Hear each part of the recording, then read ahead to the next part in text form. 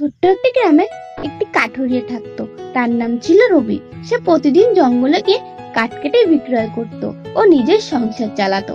জঙ্গলের মধ্যে একটি বয়স্ক মানুষের সঙ্গে তার দেখা হয়। বয়স্ক মানুষটি বলে, এই জঙ্গলের মধ্যে একটি রহস্য তোমাকে আমি বলছি। সে একটি গাছ দেখিয়ে দেয় এবং বলে, এর নিচে গুপ্তধন আছে, কিন্তু মনে রেখো, গুপ্তধন খুঁজে পেলে তুমি 10 মিনিট সময় পাবে।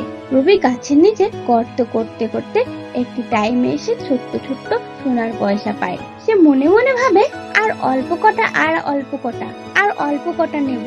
এইভাবে 10 মিনিট পূর্ণ হয়ে যায়। তখনই গুপ্তধনের দরজা বন্ধ হয়ে যায়। রবি ভাবে, আর একটু সময় পেলে সব সোনা নিয়ে আসতাম।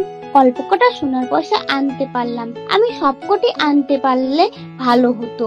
আমাদের জীবনটা এমন, আমাদের সময় দেওয়া হয়, কিন্তু আমরা লোভে পড়ে টাইম নষ্ট করে ফেলি। বন্ধুরা, মনে রেখো, যে সময় মূল্য দেয় সেই জীবনে আসল সময়ের মূল্য খুঁজে পায়।